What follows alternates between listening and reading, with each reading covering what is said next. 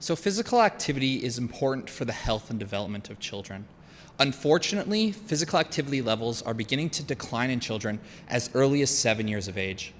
Now, one way to combat this is through the development of motor competence, since children with higher levels of motor competence are more likely to be physically active. Now, it's been thought that this development happens through natural growth and maturation, but recent research has suggested that it's more likely due to exposure to physical activity opportunities or new motor skills. And the wider variety of motor skills a child knows, the more likely they are to be physically active. And these opportunities are even more vital today, as children are generally only active in one setting, so the school. And we're also starting to see sports specialization become common in children around 8 years of age. So I want us to think about our physical education experience growing up for a second. Although there are curricularly required motor competence and motor skills to be taught, we're really only taught what the physical educator wants. And in my experience, that led to a lot of dodgeball and a lot of basketball, so not the wide variety of motor skills I was supposed to learn.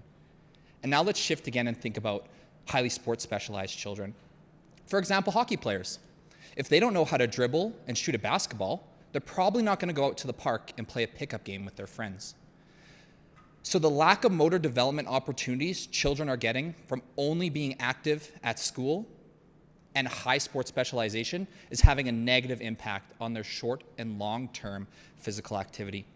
That's why a multi-setting approach is really the most beneficial, and that's what our intervention did.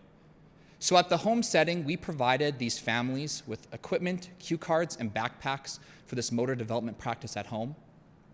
At the school level, we worked with physical educators to integrate more curricularly required motor skills into their physical education classes. Then finally, at the community level, we hosted activity nights where families could come and engage in the same motor skills they did at the home and at the school setting, but now with members of the larger community. To assess the effectiveness of our intervention, we looked at the change in time in these children's fundamental motor skills, and we saw an improvement for our intervention group. So the success of our intervention really was reliant on this multi-setting approach. We reduced a lot of the barriers that children have if they're only able to be active at school by providing them equipment at home, and those highly sports specialized children by giving them an opportunity to try new skills. So what our intervention did was improve the competency of skills these children already knew, or provided them the understanding to engage in new skills they previously didn't know, thus improving their physical activity. Thank you.